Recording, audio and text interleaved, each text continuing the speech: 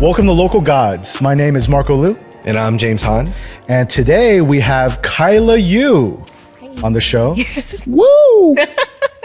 So Kyla, I think for context, I guess, like people may recognize you for some things or may not. But what would you say most people would know you from? Probably from the import car show scene. Specifically? Specifically from that. Some people from Tokyo Drift for the 5 seconds I was in there. They're still on you for that? Yeah. That was a hot 5 seconds. Like people, like I think you even made like a Instagram or TikTok where people ask you to say like ready. Yeah. It's like we had very little representation back then. So anything was like very highly valued. Well, how did you land that role back then?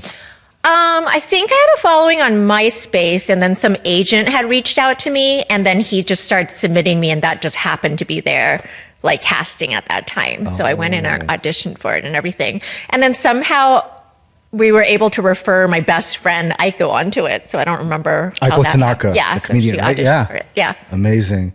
So some people these days, honestly, they might have heard of the import scene in somewhere or from their parents at this point. But I think everyone, for the most part, if you're on social media, you know what an ABG is. So how would you explain ABG yourself? Well, it's like aesthetic. So it's like a girl with tinted hair, Asian girl with tinted hair. It's like the Asian version of a valley girl. It's kind of like a little bit slightly demeaning, very sexy. They have tattoos. They like to go raving. They like boba. They like to date Kevin Nguyen or whatever. Yeah. That's all true. Yeah. That's all true. And I think for me, it's really funny because like I grew up in the 90s and 2000s. And so what ABG means to me is that, but it's also a little different. Cause like I would say, if you were to ask me what an ABG was when I was like a little kid back in the 90s, I would say like, oh, it's like those Asian girls with really thin eyebrows and like it's almost like Latin adjacent, like Chicano adjacent. Chola. Kind of Chola look. Appropriated that look. Yeah. And I would straight up argue now, and a lot of my friends disagree with me on this, but I would say like for the most part, any Asian American girl that makes herself up and like is trendy, I would say that's basically an ABG. Like, what do you think? Yeah. Yeah. Like, yeah. You don't have to have blonde hair. Yeah. It's kind of a catch-all, like right? really good makeup. Yeah. But back then it was actually like legitimate gangster girls. Like you're toting your boyfriend's gun in your pistol in your purse. Yeah. And for people that don't know what ABG stands for, like, would you agree with the general understanding of that term? Well, it's Asian baby girl, right? Okay. But I don't know why baby girl. Yeah, I don't know why that was the name that came up. Yeah. I think like now some people will like have the male version of that Asian baby boy, but I don't like honestly. It's never really Asian baby boy now. What's an ABB? Kevin Nguyen. Yeah, I feel like honestly, Kevin Nguyen is an ABB. That feels like it's the more recognized shorthand where it's like Barbie dates Ken. An ABG dates a Kevin Nguyen. Like ABG doesn't necessarily date a ABB. Yeah. An ABG dates Kevin Nguyen, right? And I think just knowing that era of import cars, import models, and all that, like how much of that is Southern California specific? Because I know as someone who's like been in that scene and who's well traveled, you've probably experienced Asian subcultures everywhere. Like how much of that do you identify with Southern California specifically? Well, I would argue that it was like totally driven by Southern California. Like there's not a single name import model from the East Coast per se. That's a good point. Yeah. But there was like a viral article that in Vibe magazine that inspired the Fast and Furious. That was about a street race in the East Coast. So there's that. Town. Yeah. And like, I'm sure there's going to be so many interesting tidbits that you drop on us over this conversation. But how much of this is motivated by just living the whole experiences versus like your experience and training as a journalist? Because I feel like that's what you bring in on your online content, where like you definitely bring almost like a scholarly like perspective to it. And we'll talk about your book later, but I definitely feel like you're like an Asian Hunter S. Thompson. Like the vibe of your memoir, it feels very raw. Like I was literally time traveling as I was reading it. Yeah, I think it was important to me, like that it was kind of a forgotten time. Yeah. You know, like people, when I started accidentally talking about it on TikTok, people really resonated because first of all, Gen Z just doesn't know about it. And then everyone who was living that time, they're like, oh my God, we feel so much nostalgia because no one's talking about it right now. But we're kind of like in a nostalgia period. I was never around it. I'm from Maryland. So like I knew it existed, but I couldn't tell you any details. Like, so it's helpful even for someone like me, even though I'm familiar. Yeah. That's interesting, even out there, because then I guess there was internet back then. It was just kind of coming out. Yeah. Yeah. Interesting. Yeah. And I think like we were talking about this right before we went on air, but the idea of being Asian American back then, like growing up in Orange County, I was used to driving out to Roland Heights. We were okay to drive back then. Monterey Park, or like sometimes even like Riverside. Right, like what was in Riverside? Well, like the joke UCR. Well, yeah, like back in the day, maybe a little less so now, but people would just call UCR like UC Riverside, UC Raverside, because all the Asian kids. Yeah, but that makes sense. All the Asian kids out there were like, you didn't study, like you just went out to raves at like NOS Arena and San Bernardino and all that, and so like. I guess like you grew up, would you say it's SGV or like the outskirts? Oh, I grew up in Upland. So not SGV or its outskirts really. So you would have San Bernardino, I'm more Riverside than anything else. Adjacent. Would you say like the import scene was even bigger out there, or was like, cause like you have all the racetracks and all that stuff out there, right? I wouldn't say I encountered it too much growing up. Our parking lot was filled with like fixed up cars from our like 3% of Asians that attended the school. And then we would go once in a while, like sneak off to some street race somewhere in the middle of the night. But I wouldn't say it was particularly big there. Okay. So it really was you going, I guess, direction-wise, I'm terrible with directions. You're going west. Toward like the more Asian suburbs and all that, right? So I was doing a little bit of San Gabriel, but it was a lot of Roland Heights because that's closer. Yeah.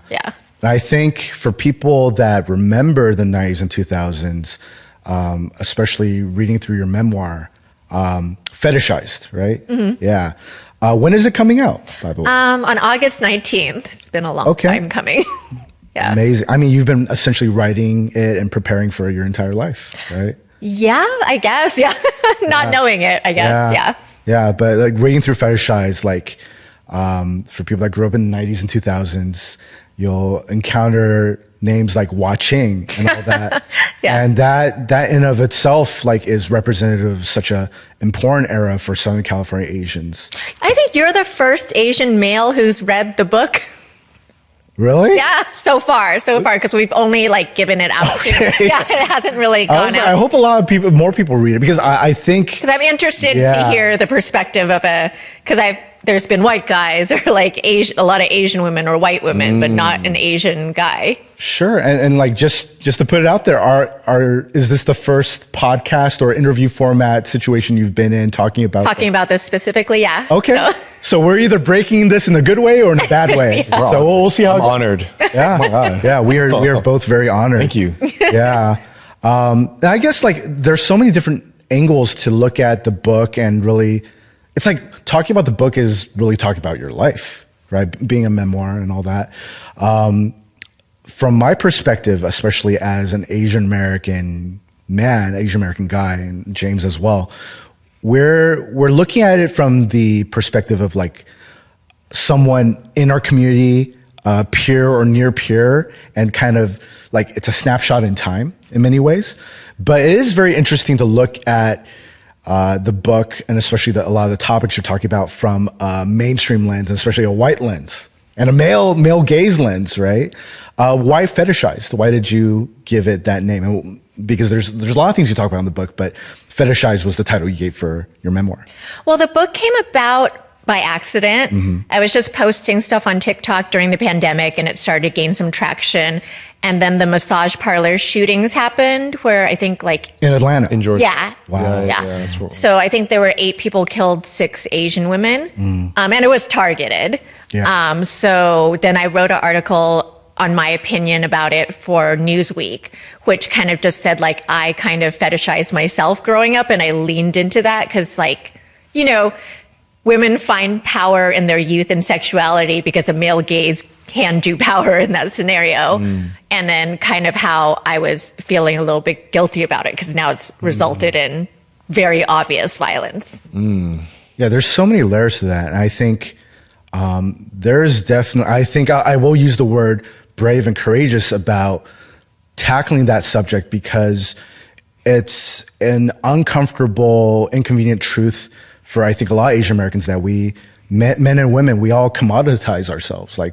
Whether it's we lean into the nerd stereotype, we lean into the dragon lady stereotype, where these things that are actually kind of icky or dehumanizing, but it helps us get a job, it helps us get a raise, it helps us make something of ourselves. It's really awkward, I think, for a lot of Asian Americans, because we're only 6% of the whole US population, but you see a lot of us in top tier schools, white collar, CEO, C-suite level jobs, a lot of really wealthy spouses that are married to people that aren't of the same ethnicity as us. And so I think Fetishized in and of itself is a very triggering, but also very urgent name for a memoir. Yeah, I just found it strange. There has been a lot of books that cover aspects of fetishization, but just never. And there's a book, a more textbook kind of book written by a white woman. She did a very good job, but about fetishization of Asian women, but not really an Asian woman talking about it herself. Yeah. So it's strange. You haven't encountered something even similar? Because I'm trying to log my memory too. I can't think of any. Yeah, the fact that the vast majority of the U.S. population has no idea about that 90s Southern California experience of watching and import models, and it still remains such a huge subculture. It says a lot. Yeah. But the flip side of that is crazy. When I'm telling about the book to white people, everyone's like, "Oh, I know a guy with an Asian fetish." I know a guy. Every person. Yeah, so it's I've seen them in Hollywood, man. But I want to stress, because everyone's like, it's not every guy, white guy or black guy who dates an Asian girl has an Asian fetish. It's not the majority, but the ones that are it bad. Ain't the majority? Huh? What? No, I'm just kidding. No, I'm being me. I'm being silly. I didn't even hear you, really. Oh. We talk about from time to time on the show, especially James as a transplant, your experience coming from Georgia or even Maryland and then coming out to Southern California and West LA. You've talked about before. Yeah, I just make silly comments where I'm in I was on the West Side and I'd be like, damn, I'd see a fine Asian girl with some white dude, mid-ass looking white dude. And then I'd see a repeated couple walking down the same block a minute later. And I'm like, damn. I look left and right. Yeah, I'm like they're everywhere? Yeah. Damn. I don't like the West Side, that's basically what I'm thinking, and it's a fun little joke. But the West Side as in California, or? Yeah, West LA. West LA. Yeah, okay. Because I'm new to California. I've been here for 2 years. And then where Georgia, you said? I lived in Georgia for almost a decade. Yeah. And I'm originally from DC, Maryland. Well, DC has a ton of Asians, right? Yeah, for sure. But I was young. I moved when I was 25, so I was pretty straight edge. I wasn't really outside like that, so I feel my gauge of whatever DC was, it's limited up until post grad. Yeah, okay. And then Georgia just has no Asians, or very no, so there's few? there's plenty. Oh, there is? Yeah. No, I was just shocked by how many Asians there were here. Oh, okay. Because like California laps. What's second? Who has the second most Asians in America? New York? Well, what I would always say is like LA and New York are the major poles, and then Hawaii doesn't really count. Yeah. Because it's literally an island, and it's like halfway between Asia and like North America. California laps New York like 3 times. Culturally, it goes without saying. And like, I mean, you're looking at one of the biggest homers when it comes to Southern California and LA here. And like, I would say Asian American culture is birthed out of Southern California. Yeah, probably. True. Yeah. But yeah, going back into the title of your book and all that, and the commodification, the self-commodification and self-fetishization of Asian Americans. Like, I think that's really interesting that you, like when that terrible incident in Georgia happened, there was, I'm actually fascinated. Like, why guilt? Why do you feel like you felt like, would you say responsibility as well? Some like contribution to it for sure. I feel like when like during that generation, it was a very sexualized time, the 2000s, like Playboy was worshipped like God, FHM, and like all those men's magazines were Back That Thing Up was like a top, it was like a top chart topping song. And it's funny to watch on like the NPR Tiny Desk concert with, Juvenile? With Juvenile. Like, wait, he did a Tiny Desk he did a Tiny Desk concert really? on NPR. It's great. Oh, okay. And then he closes the Tiny Desk concert by doing Back That Thing Up. And classic though. And classic. Honestly, it felt wholesome. Oh, yeah. I don't know what that says about our society now, but like just like a 50+ year old. Because he didn't say back that ass up. He said back that thing up. He like censored it.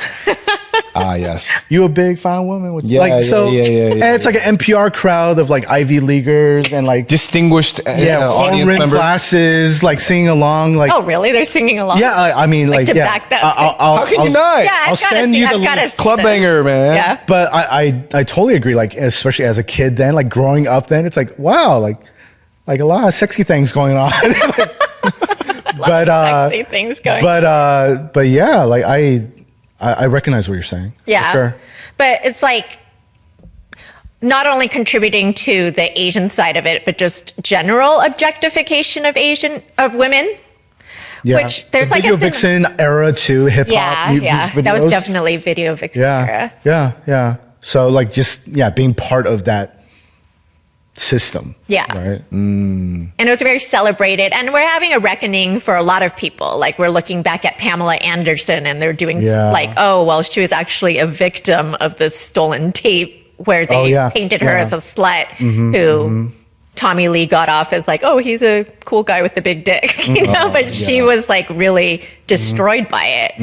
Or Monica Lewinsky, who was 19 years old, dealing with this president who's like decades older than, like, she's a victim actually. 19? I never even realized she was that young. When I was 19, I was like dumb. Crazy. You know, like, and you're dealing with the most powerful man, like the power dynamics is. That's too crazy. He has all the control. Yeah.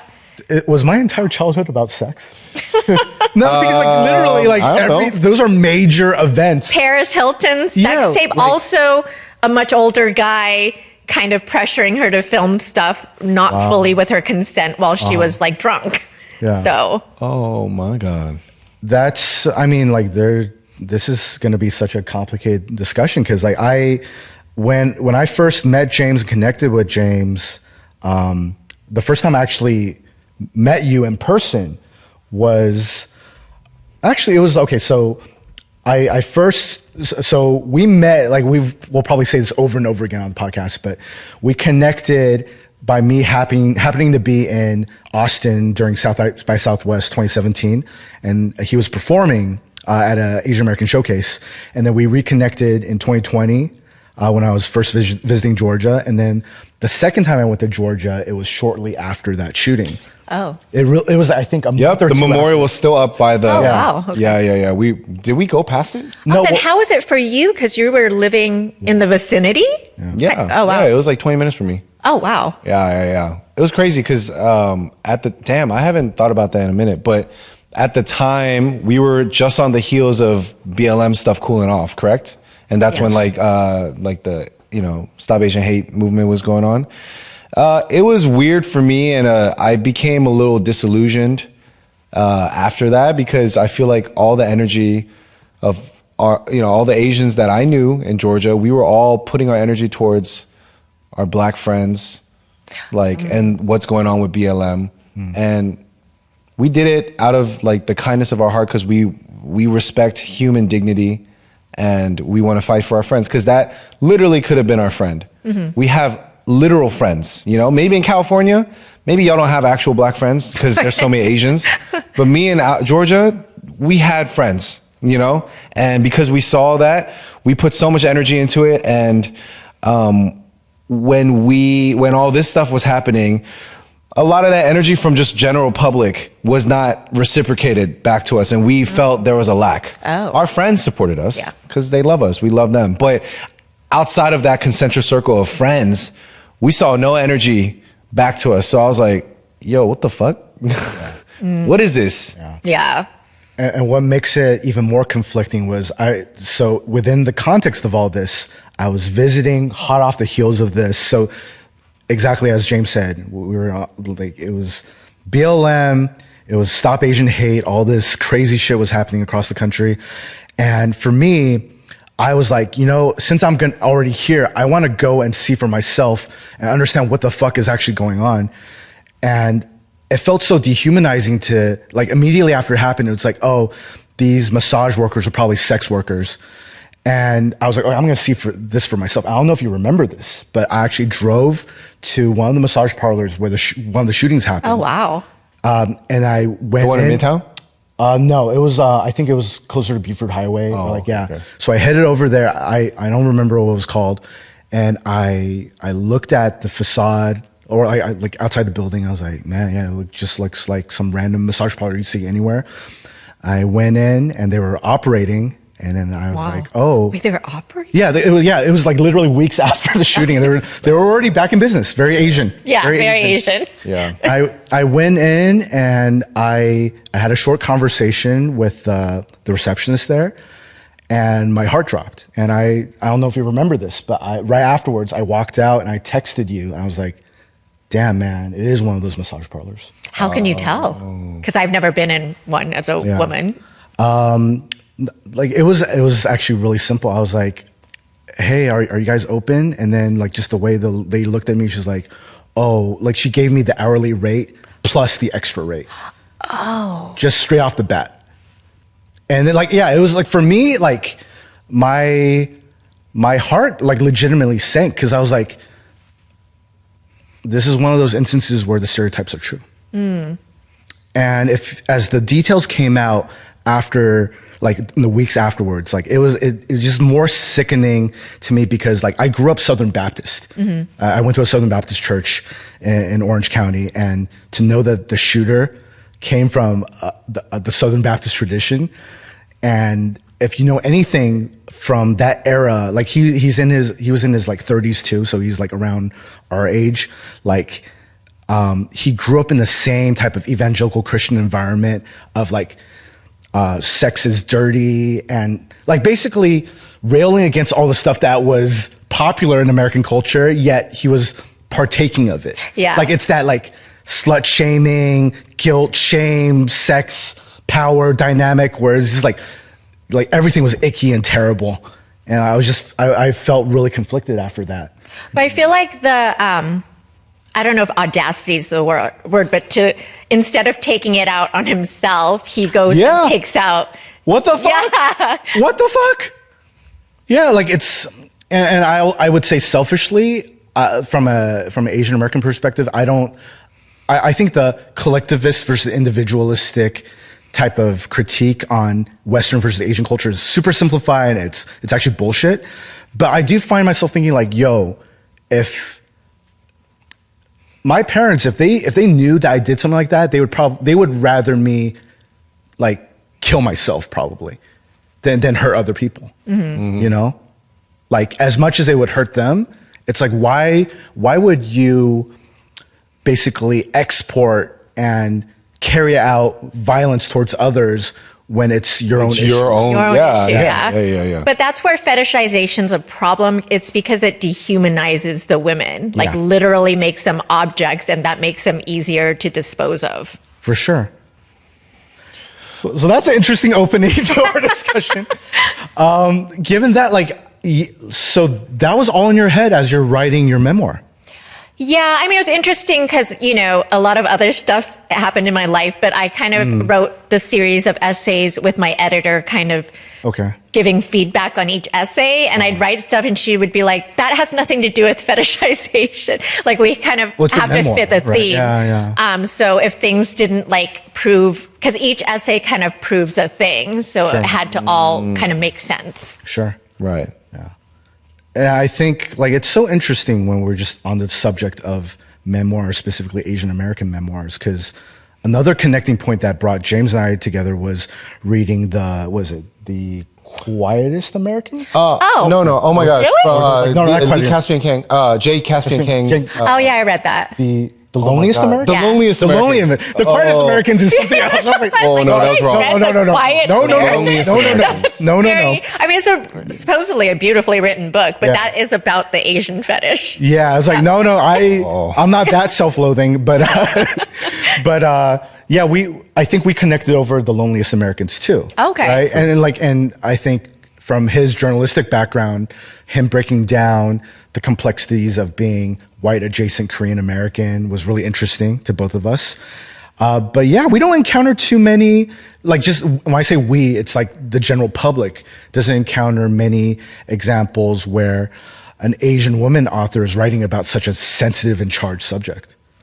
Well, I think a lot of people don't want to touch it, and it's like very heated just within our community, right? Yeah. Because there's the incels who, like, the men's rights Asians who are like, are really mad if any Asian woman dates a white man, even if it's not a fetish situation.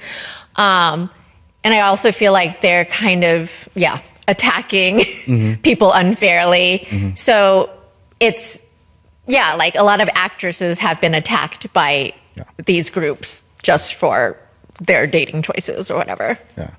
Is it weird then, like, for you to like put yourself under the microscope? Because that's kind of why I sensed too reading the book, where it's like you were really like playing off of these different arguments that you could even imagine being leveled against yourself, or even like the self-talk that you're having.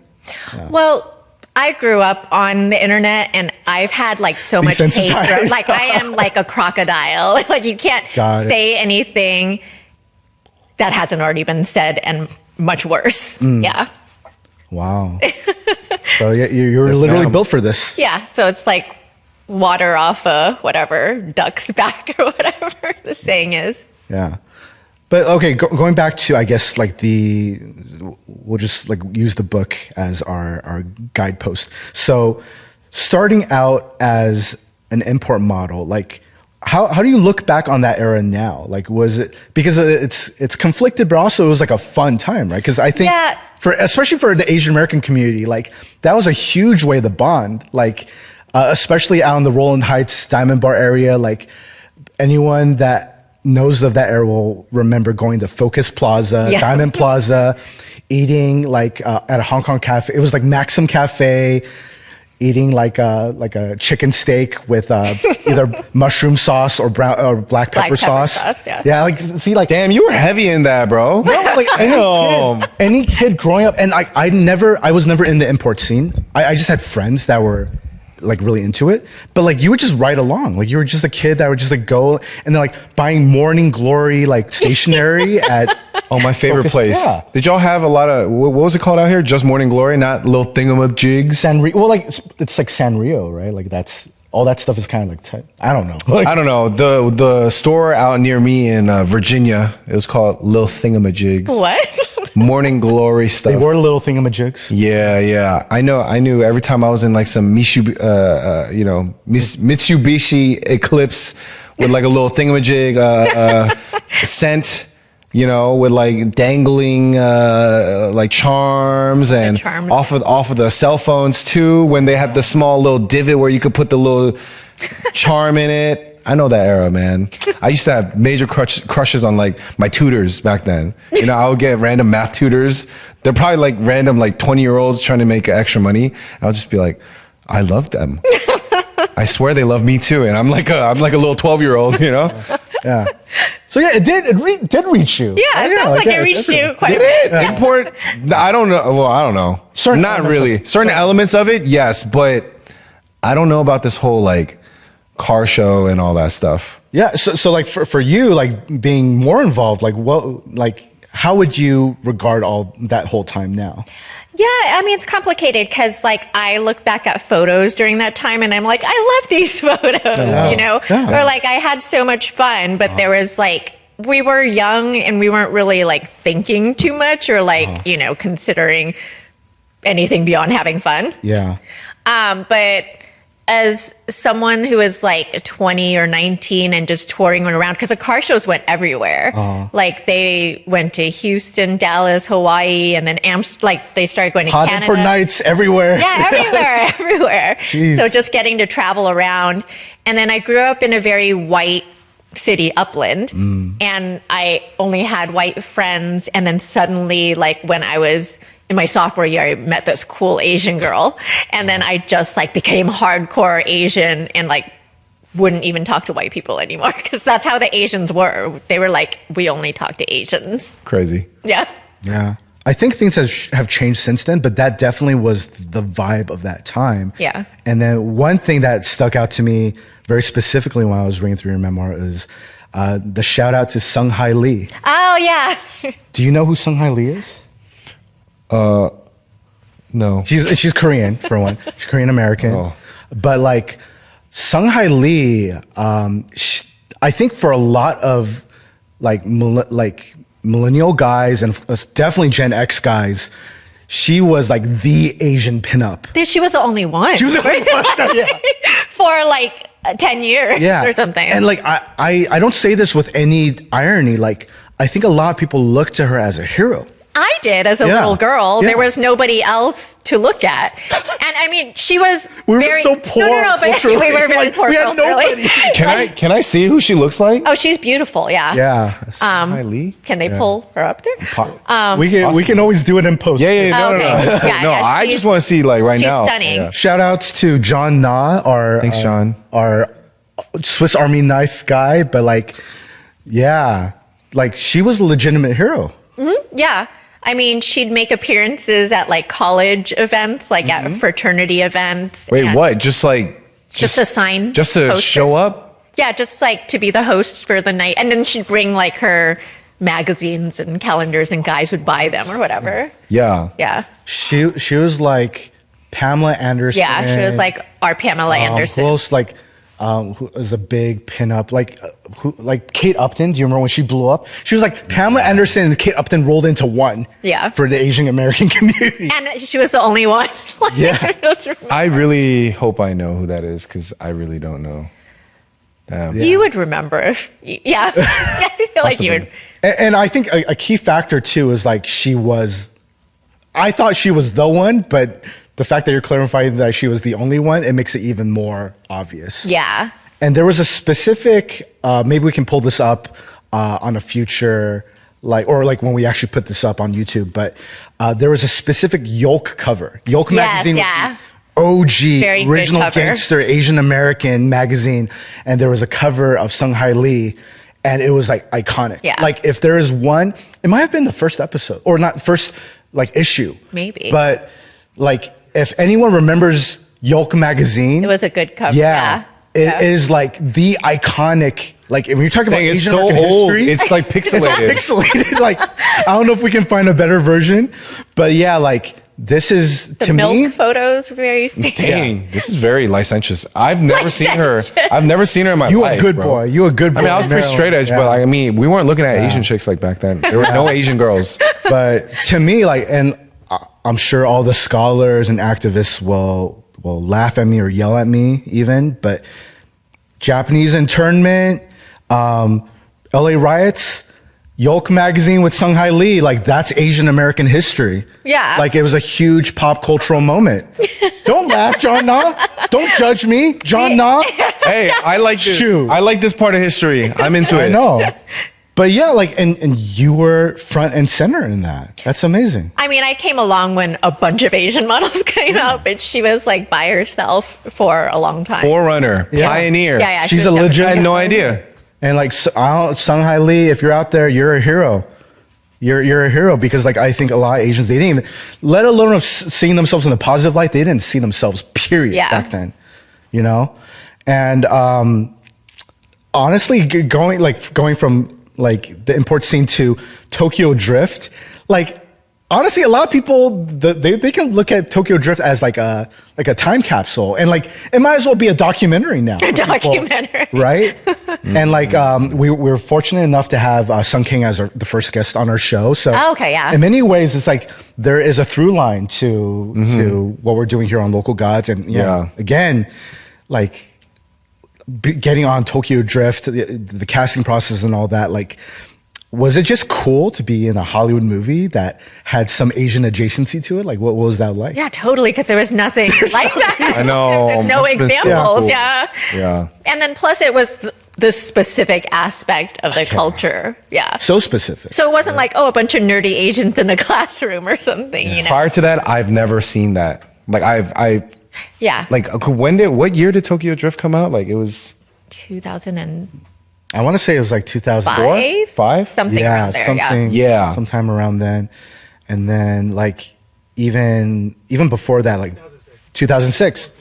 There you go. 2006. Yeah, and even before like Better Luck Tomorrow, like in very short succession, these like huge like moments were happening in the Asian American community. They were like we wouldn't have a lot of the stuff we have now, like if those forerunners. Like in the pioneers actually happened. But you know, thinking back then, because I didn't see anything like Tokyo Drift before, I just thought that was in Japan. I didn't think that was in America. Oh yeah, of course. Yeah, like It was, yeah.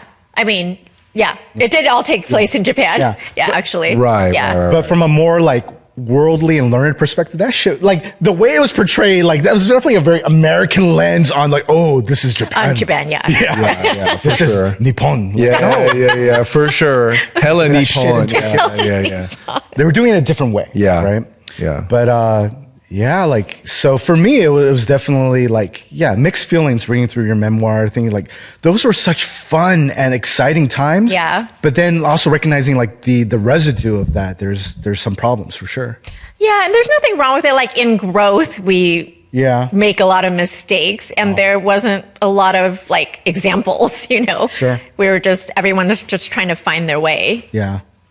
And then going into something I was mentioning earlier, like watching, like as I don't want to offend, but would you consider yourself an ABG or a former ABG, or like how would you? Definitely. I mean, they would say import models Yeah. like popularized that look. Yeah. So nobody wants to be called an ABG because it's kind of a little bit demeaning, Sure. supposedly. But like, Why is I it have demeaning? I personally don't think so. I don't think I don't it's perceive it that way. Yeah. I guess it's just like, oh, she's like some party girl who's like not super smart or whatever. It's like a valley girl, right? Yeah. Oh. And that is a great description because, like, I think and this is even very dated too, because I think a lot of kids now, they wouldn't know what you meant when they said, "Oh, she's a valley girl."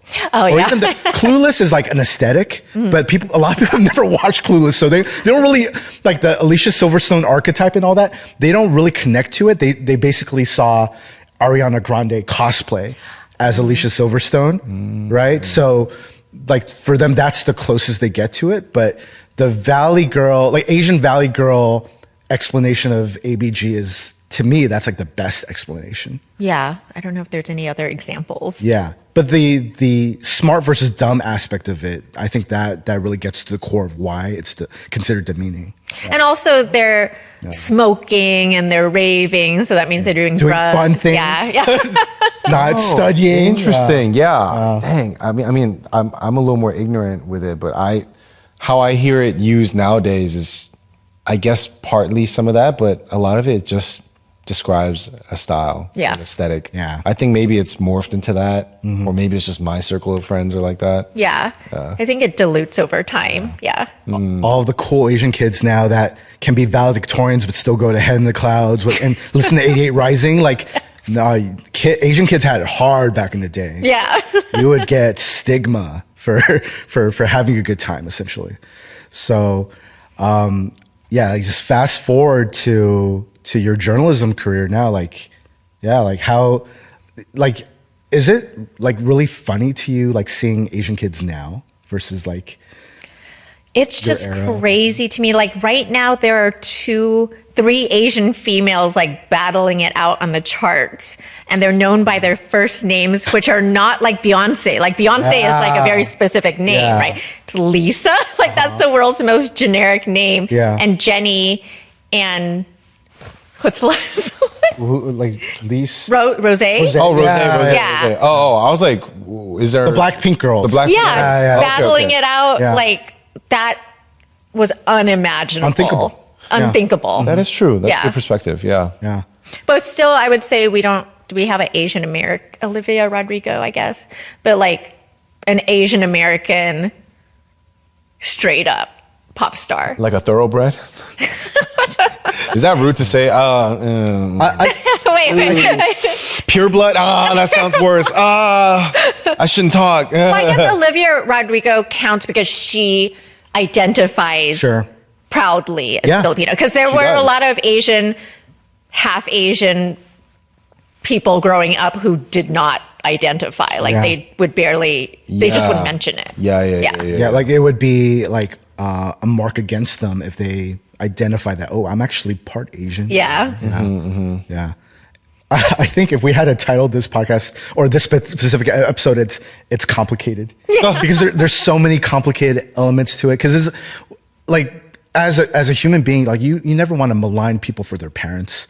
Like they're just born Yeah. this way. Like literally, they have a white parent and an Asian parent.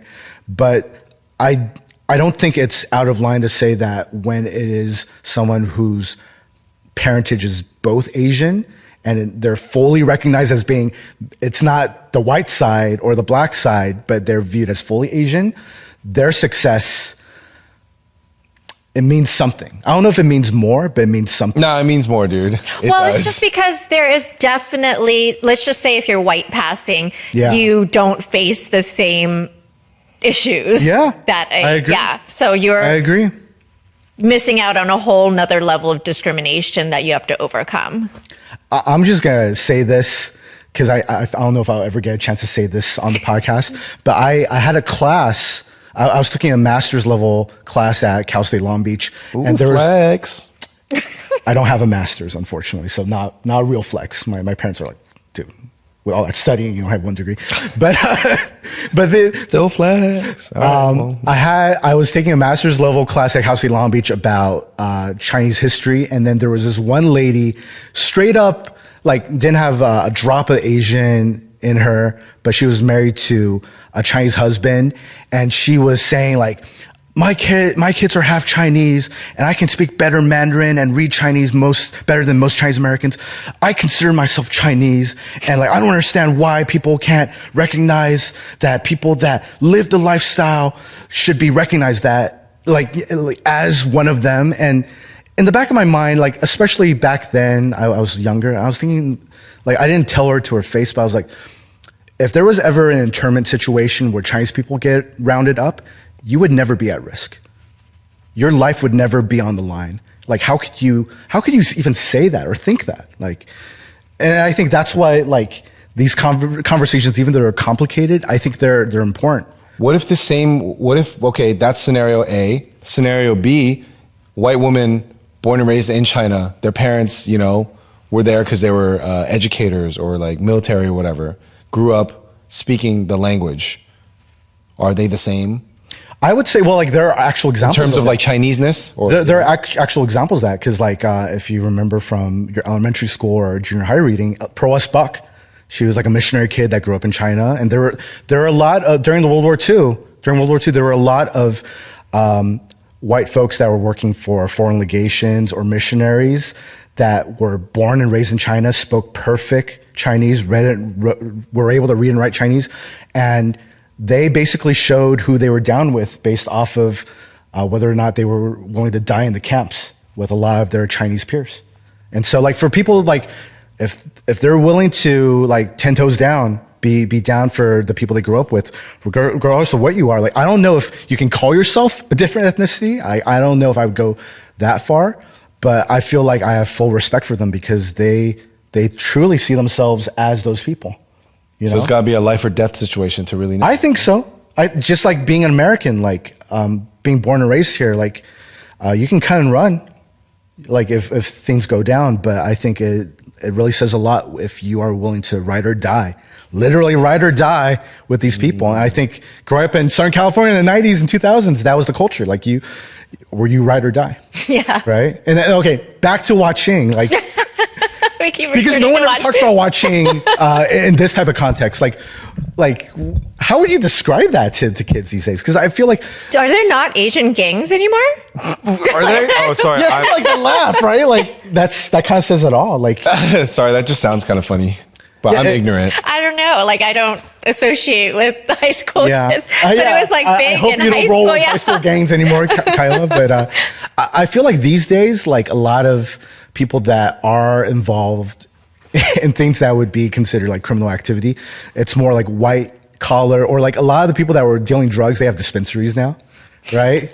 Like there's just like easier points of entry or more white collar ways of doing it. But I always interpreted, like when as a younger kid, as like these parachute kids, and to explain the term parachute kids, it's like kids where their parents just dropped them off and they were kind of left to fend for themselves. So they were like parachuted down, like parachute kids, or kind of just knock around kids where their parents were like working 16-hour, 18-hour days. And so they're just by themselves, and they were getting picked on or taken advantage of by like non-Asian kids. So they had to stick together. And like that was like the basis, at least, for a lot of these gangs. But they were also like, they talking about Asian masculinity, which is like a big topic on the show. They were one of the few examples of Asian masculinity when I was a kid growing up. Yeah. And I would say, like, watching, I would argue a lot of middle class kids were in it just to be cool. Yeah. But then there were gangs like Asian boys where they legitimately were like, a little more impoverished killing? And like, yeah, really, really, not that there wasn't killing amongst watching, because watching did fight with Asian boys and have been involved in a lot of that. But I think there were a lot of privileged kids that were in that just for clout. Yeah. Yeah. Yeah. For sure. And the ABGs would be down with that, right? Yeah. Things don't change. The ABGs came from Vietnamese, I think, more. And then East Asians kind of have appropriated it, really. Break that down more, because like I've mentioned earlier, I'm from Orange County. I grew up, I would say I'm a Taiwanese kid that grew up around like mostly Vietnamese kids. Oh, okay. So for me, like the line was always very blurry, right? Because I was literally going to a Chinese American church in Orange County, but all my friends outside church were Vietnamese. And then on the weekends, we'd go up to Rolling Heights. Like, so it was just like this mishmash of like Asian American culture. Yeah. Wow. Well, with the Vietnamese gangs, predominantly Vietnamese, there were also girl gangs. Like, you didn't have a girls watching, you know what I mean? Sure. But there was like Wally's boys and Wally's girls. Mm-hmm. And these were girls who had guns and knives and were actually fighting each other. But they were mostly Vietnamese. I don't feel like the ABG Asian girls were like not doing that. Yeah. I mean, the ABGs down the line. Because the original ABGs would be those girls, the gangsters. Yeah. So when you like post content like this, like, because I know there's a lot of people that were in that life that either like it was like that's in their past, like they don't think much of it. But there's some people they're almost scared to talk about it now. So do you ever get confronted about that, or people like what is the atmosphere when you like post about things like that or talk about it? Like, are people very secretive, or are they like, whatever? I think they're kind of whatever about it because it's so long ago. And to have a association with watching, you could have been not very serious. Like, oh, I just kind of hung around with them. And there were a lot of those. Yes, right? a lot. I would say a lot. Wow. So I'm not really like talking about any specific incidents per se that would get anyone in trouble. Cool. And then, like, I guess back to the memoir, what would you say are the main things that you were trying to get out through writing the memoir, and I guess things that you would want people to take away from reading it? I mean, I think the message is still the same for women right now, is that, like, I think sexuality is good and should be celebrated, but still, like, as young women, we're taught to lead with that as our main power, which is, like, damaging, I think, for a lot of people in the long run. So, luckily, I think for Asian American women, now there's so many role models, so it's not like, oh, we just have to choose Sung Hee Lee, you know, which she's awesome, but you should have you should have options. Choices. Yeah.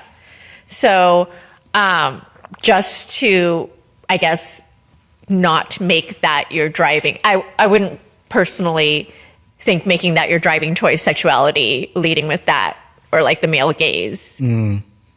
That's kind of the message, not to lead with that. Yeah. It's not your only option. Yeah. Yeah, because there's definitely a human aspect of it where it's like the male gaze. I think it's just reality, right? Because I think any guy that would say like, oh, like I don't do that. I'm like shut the fuck up. Come on, man. Right. But at the same time, it's like when you leverage that in harmful ways, or when it's leveraged against you, like that's it can't be a great feeling. It must be awful. Yeah, it's complicated again. Yeah, because like, where is the line between healthy sexuality and like objectification? It's a case by case thing. It's not like a general catch all. Like, oh, this is wrong and this is right. Yeah, and I think this is for all of us. But would it be fair to say that sexuality generally, I'll just speak specifically East Asian culture, is usually like it's very like taboo and like very uncomfortable for people. It's like, I mean, like our parents awkward. didn't talk about it, right? For sure. Yeah. There's no like talks about the birds and the bees. What do you call it? Yeah. For sure. Maybe. Yeah. You did? Is Wait, that what really? they did in Maryland? Wait, what? I don't know. I think I have a variety of friends, and I'm like, dang, did people not talk about sex? Like, no, but your parents? Sorry, my parents didn't say nothing. Oh, I thought we were talking about like our friends and people were around. I was like, what? No. Yeah. Oh, no. My parents never. No. I'm like, man, that's so you know what's progressive. You know what's crazy? I had some sort of birds and the bees talk with my younger sister. Oh, you were sort of like the big brother. Big brother, yeah, like kind of. We didn't. I was like, I think she like got into high school, and I was like, I said something like, watch out. Yeah, I was like, you know, these older boys talking to you, they try and get in your pants. You know what that means? She's like, what? She's like, oh, this is a weird conversation. Do we have to have it now? And I'm like, they want to have sex with you. And she's like, oh. And, you know, and I'm like just such a fool, you know. I'm like, just watch out. They're not really there for you. They're just, you know. I like how you start talking in a different accent too. Oh, yeah, like I don't know. Your high school accent. Yeah. I don't know what it was, but yeah. The Maryland accent. Yeah. Nah, it's me trying to be like overprotective or something. I don't know. But I mean, not to paint everything like today as like, oh, it's all like sunshine and roses, but yeah, like, do you feel like if not for like all the import scene and like even the watching stuff and all that, we wouldn't have what we currently enjoy in our contemporary 21st century Asian American culture? Yeah, I mean, I think there's definitely that base generation of people fighting to be heard and to be noticed and not to be pigeonholed into the model minority. So rebels with a cause. Yeah. Maybe it's just that kind of mindset pushed the way for like, I mean, to me, it's a mind-blowing amount of representation. I mean, there can always be more, but right now there just seems to be so much to me. Yeah. And I guess like for a broader audience, how do you feel? Like, 'cause I think the thought of like white guys reading is really funny to me. Why? No, like reading fetishized, or like I wonder what, like, I've always had a hard time putting myself in the shoes of a white male. So I'm kind of curious, like what, I wonder. Like what? What's the feedback? You say you got a bunch of white dudes reading your stuff. What's the feedback? Well, they're all like more liberal white guys. They're allies. Yeah. I'm more interested in hearing, I guess, what a conservative would think. But I think I do have a lot of follower white guys who keep asking me, do I have a fetish? Oh, they want to turn the tables. Like, oh. No, they're like, do I have a fetish? Like they're they're actually concerned. Am I one of them? Well, I feel like if you're concerned, you probably don't have one. You're conscious at least. You're like, the ones that don't care are the ones, I think. But I think there are a lot of people or men who are going to buy the book and be surprised, because I think they're thinking it's just going to be like a recap of all my fun, sexy times, and it's just so not that. I mean, yeah. So then, what would be like the key things? Like, just if you were to meet somebody, like, oh, you probably fetishize Asian girls. Like, are there things that you kind of look out for? Well, yeah. If you like all your 5 ex-girlfriends are Asian, it's grown up in California. That's weird. For a white girl? Like, I don't know. All your girlfriends are Asian? I don't know if you grew up in like Fountain Valley. If you lived in Diamond Bar. Sure. Like if literally it's like 90% Asian and you are part of like the 10% white. Yeah, maybe. Okay, that's a little less odd. But you're saying if you didn't grow up around Asians and your past 5 girlfriends are Asian, then that you're seeking them out specifically. Right. And then it's still not necessarily fetishization, because it's like, are you objectifying them? Or are you like, it still gets very granular and you still have to examine it by a case. But that is definitely like a flag. That's like, oh, your ex is Asian. Into anime, is that a flag? Into anime. Tells you more about like China or whatever culture. What's going on here? Yeah. I'm just identifying a bunch of people, huh? I'm offending a lot of our audience, maybe. I'm sorry, guys. Okay, well, here's a tricky one. Can Asian guys fetishize Asian girls? No, okay, because the fetish is based on colonialism and war, which, then it could be, because Asian men have done that to Asian women. But like the whole history of it is like the occupation in Japan and the Philippines War and the Korean War and all these wars, and the American sponsored prostitution that was set up to, like, literally there's a situation where the American soldiers were going to Japan to occupy them, I guess, after World War II, I think. And patriotic comfort women in Japan. Yes, like get a more like submissive wife or some shit like that. No, it was straight up like they had people set up to service, like prostitute. Because Japan didn't want to sully the general population of Japanese women. So they're like, okay, y'all can take one for the team. Yeah, but honestly, the scary part is like they were literally a breakwater for rape. Like once the comfort station shut down, like the rapes went, I'm just throwing out the numbers because I don't remember exactly, but it was like 20 rapes a day to 300 a day. So yeah, these are soldiers. Oh man, getting heavy here. So when you get to that, you can't, the Asian fetish with Asian males, it's just different. Yeah. It's just like embedded almost. Yeah. It's like in the DNA. It's been from your ancestors. Yeah. Mm-hmm. Damn. I definitely didn't expect to talk about Edward Said and like colonial critiques. Like this is wow. We're turning into one of those academic podcasts we didn't want to be. I know, right? Damn. But look, I mean, what's that one old movie where they had that girl was saying like "love you long time"? Where is that from again? Full Metal Jacket. Full Metal Jacket. Mm-hmm. Dang, man, I still know dudes who would probably just reference that scene when they see Asian girls, young guys. People haven't even watched that movie, but they just know it from. They just, it's like Live Crew. Yeah. It's just like a little thing that you hear about, like especially if you don't grow up around Asians. Yeah. It's just they know the sound. Yeah. They've heard the soundbite from somewhere, and when they see a cute group of Asians coming through. They're like, you know, if they're trying to holler at them, they might. You'll hear from time to time as like a joke, thinking it's funny. That's funny. And some Asian girls will probably find it funny. They're like, oh yeah, maybe if you're a freak. Yeah. But like regular old girl, I don't think she's gonna like that. Well, you cover that in the book too, right? Where it's like the complex aspect of like it could be flattering, but also it's simultaneously flattering and demeaning because someone is indicating that they find you physically attractive. Because it's like growing up at some point, we weren't considered attractive at all. So now it's like, oh, well, at least we're attractive, you know? Mm-hmm. So it's like, at least it's something, you think. And it places you in proximity to power and access. And we're getting too academic. But. Yeah, it's a little, my head hurts a little bit.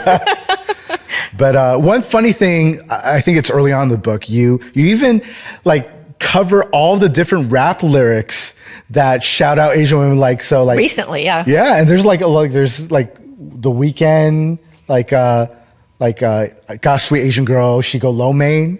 Oh, Drake. She go low main. Wow. Shout out to Asian girls, let the light dim some. Oh, damn. Childish Gambino, Asian girls everywhere, UCLA, like. Okay, that's like a real deep cut though. I appreciate that line. That's a deep cut. Like, cause it's true. It's like that's true. That is like it's he's just saying. Fact. It's like fact. Yeah. Like the lo mein is like, dude. Like, that's I get it. You get your chicken boxes from the carrier. I get it. That's all you know. Mumbo sauce, so whatever. But like, I'm like even for me, I know these lyrics off the top to show like how pervasive it is in pop culture. So yeah. Still. I think the Asian fetish is just normalized today. Yeah. How do you feel about that? Yeah, I guess what people forget is that when it becomes too normalized, it sometimes turns into violence. And that's not in most cases. Yeah. But for those cases that do, they're deeply harmful. And there's article I quote in the article, there's an author I like, Elaine Shao, I think. And she wrote an article for, I forgot what publication, but it's called What White Men Say in Our Absence.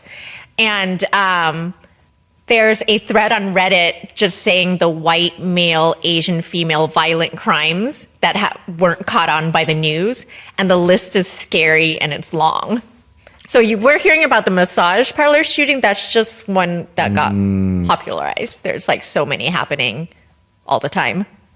Damn, it's the most egregious, but then it's actually happening all the time, is what you're saying. Well, more like because most crimes against women happen by their actual lovers. Yeah. So. Yeah. I mean, there's a whole generation of like women in their like 50s, 60s. Like I know from like Dallas, the Midwest, where they married like, you know, some white dude, some soldier or some guy in the white dude in the military.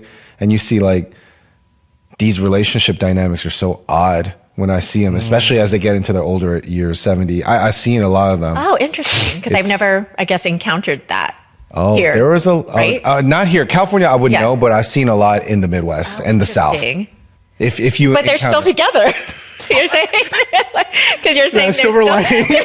Okay, yeah, that's fair. But are you saying it seems toxic, or I don't know if I'm gonna judge it as toxic. It just seems lifeless. Awkward, right? Lifeless. Lifeless. I couldn't tell you if it's love. I'm not gonna say that form of love is. Well, you know, it just seems lifeless. Okay. Because there's such a detachment from both sides, you know, into getting to know each other's cultures. Oh, really? You know, like.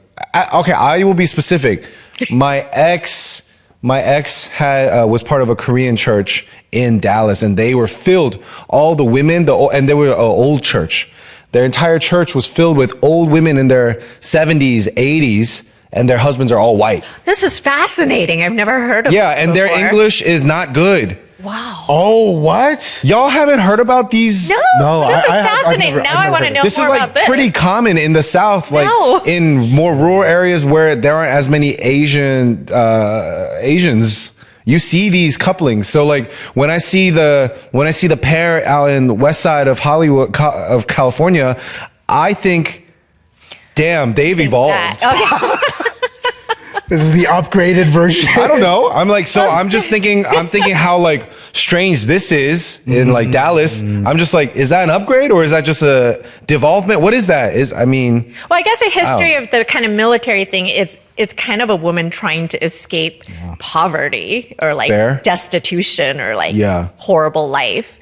And I don't know what the situation for the military guy is, but yeah. No worries. I was just thinking, man, with this conversation, I'm like, should I demand that I be fetishized now? Is it my turn?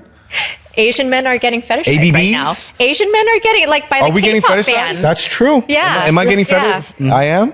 Yeah. I don't, do I feel, am I? You don't feel it?